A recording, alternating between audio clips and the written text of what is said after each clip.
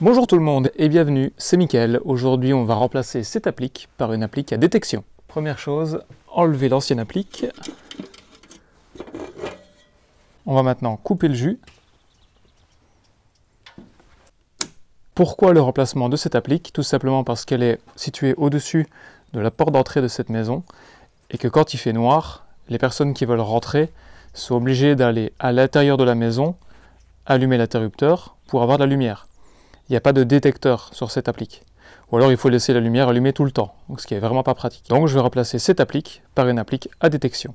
Elle a l'air d'être vissée avec les deux vis là sur le côté. Oh les chiens! On ne s'entend plus. On a donc ici l'applique en partie démontée. Je vais garder l'alimentation, bien entendu. Ah! Super! C'était bien serré ça, dis donc. J'ai absolument rien dévissé. Comme quoi, coupez toujours le courant quand vous intervenez sur quelque chose, même si ça semble être anodin. Donc, je vais dévisser ici déjà, et après, j'aurai plus qu'à retirer le socle.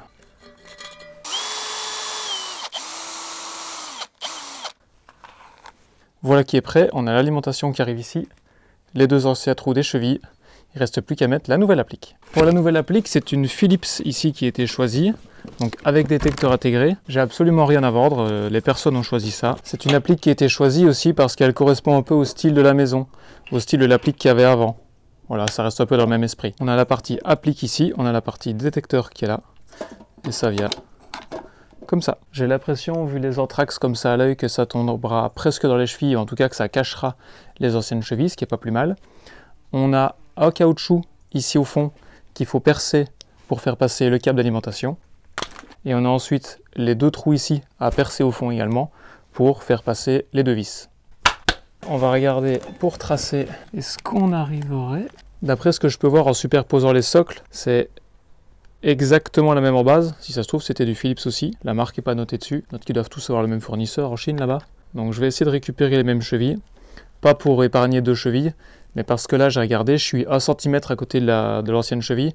Donc si c'est pour percer juste à côté que ça ne tienne pas, autant essayer de récupérer les anciennes chevilles. J'ai pas envie de passer mon temps à défaire et enlever tous les fils qui sont là. J'ai remis la protection de l'emballage autour de la lampe, histoire qu'elle puisse légèrement frotter contre le mur, sans s'abîmer. Je vais essayer d'aller y mettre les anciennes vis. Je pense que ça va pouvoir le faire. Parfait, pile poil dans les anciennes chevilles. Maintenant, le raccordement électrique. On a nos 3 fils ici, qu'on va venir raccorder ici. Alors là, il y a X, mais comme les deux bleus y sont, donc c'est pour le neutre.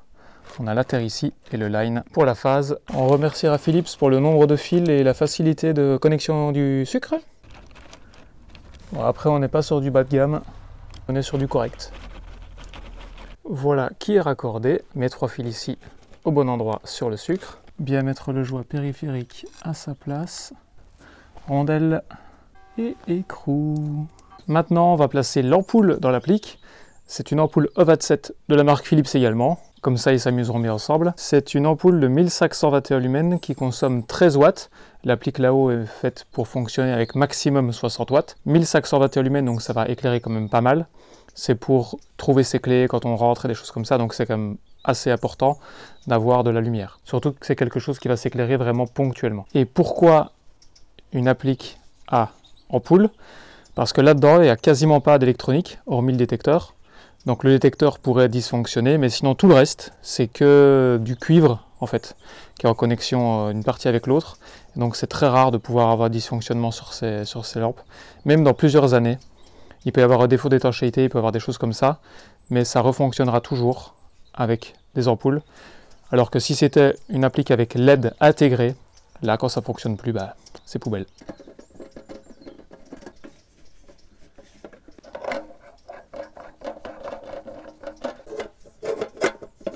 Voilà qui est fini pour la pose de l'applique. Attention, c'était la partie facile, c'est loin d'être terminé. On a ici les réglages, donc on a de chaque côté des petites vis. Donc là c'est pour le timer et de l'autre côté pour la luminosité à la détection. Ça, je les réglerai plus tard quand il commencera à faire noir. C'est comme ça qu'on se rend mieux compte du seuil de luminosité à partir duquel on veut que la lampe fonctionne. On se retrouve maintenant à l'intérieur. Jusque là, c'était la partie facile, un petit point pour lequel je voulais faire la vidéo. c'est au niveau du raccordement électrique dans l'interrupteur. Jusqu'à présent, la lampe extérieure, comme elle n'avait pas de détecteur, elle s'utilisait avec cet interrupteur-ci. Maintenant, l'interrupteur n'a plus lieu d'être. À partir de maintenant, vu qu'il y a détecteur, la lampe doit fonctionner en continu. C'est le détecteur qui va servir d'interrupteur. Il y a donc plusieurs possibilités. Première possibilité, laisser tout tel quel et ne pas oublier de ne pas toucher à l'interrupteur. C'est quelque chose qui peut se faire si quelqu'un n'a pas de connaissance en électricité. Il suffirait pour ce faire d'allumer l'interrupteur, de laisser allumer en continu. Voilà, et ça s'arrête là. Par contre, question visuelle, c'est pas top. Il y en a un qui est levé, l'autre qui est baissé, etc. C'est pas exceptionnel. Il faut pas oublier de ne pas y toucher, etc., etc. Mais ça ne demande aucune connaissance en électricité. Autre chose qu'il serait possible de faire, tout en gardant la réversibilité de l'opération, ça veut dire qu'on doit pouvoir remettre l'interrupteur tel que maintenant plus tard, ce serait de remplacer ces deux demi-interrupteurs, donc on a un demi ici et un demi là-bas, par un seul interrupteur carré. Et cet interrupteur carré alimenterait uniquement la lumière de la pièce ici. Donc il remplacerait celui de gauche. Celui de droite, ce serait un raccord en direct, il n'y aurait plus de passage par l'interrupteur. Et le jour où il n'y aurait plus de lampe à détection là-haut, mais une lampe normale, il est tout à fait possible à ce moment-là d'enlever l'interrupteur ici et de remettre les deux demi comme actuellement. Le problème que j'ai, c'est que ceci, c'est une gamme qui est très ancienne. C'est très compliqué de retrouver des pièces. Donc là, ce que je vais faire, c'est la troisième possibilité, c'est de laisser celui-ci raccordé tel quel, et celui-ci, je vais simplement le ponter en direct. Donc il va toujours exister, il sera toujours actionnable, mais il n'actionnera plus rien. Les fils ne passeront plus par l'interrupteur. Pour ce faire, on va commencer par enlever le cache, et on va ensuite démonter ici derrière l'interrupteur. On a donc deux parties, comme ceci, en diagonale. Nous, ce qui nous intéresse, c'est ce schéma-ci. On a les deux rouges qui sont l'alimentation, un des deux en tout cas, et le marron qui est ici repart directement à la lampe. Le neutre est là dedans, je ne sais pas si vous le voyez, et la terre, bien entendu, est ici derrière. Donc, on a une alimentation qui arrive soit de celui-là, soit de celui-là, je ne sais pas trop, ça ne change pas grand-chose. On a un pontage avec ce fil-ci, qui relie entre elles les deux parties de l'interrupteur, puisqu'on a une partie ici et une partie là. Tout ce qu'il y a à faire ici, c'est de déconnecter ces trois fils, ici, de les raccorder ensemble, et on aura ainsi une alimentation continue du détecteur. Sur ce modèle un peu ancien, il faut retirer les touches, et de une, et de deux. Et donc là maintenant, j'appuie sur cette languette, et en même temps je tire sur le fil derrière. C'est pas, voilà, c'est pas hyper simple, mais ça se fait. Et maintenant, tout simplement, je prends un wago de 3 et je viens raccorder entre les trois fils de phase. Maintenant, cet interrupteur fonctionne, je n'y ai pas touché, il alimente la lumière qui est dans la pièce ici, et cet interrupteur-ci ne sert plus à rien, il n'est pas raccordé. Et dehors, on peut voir que la lampe est allumé. On se retrouve un peu plus tard, il commence à faire noir, ça se voit pas trop à la caméra, mais il commence à faire noir. Je vais régler le potentiomètre ici sur le côté, il n'y a pas de marque donc il faut tourner à l'aveugle et je vais tourner jusqu'à ce que la lampe s'allume. Voilà.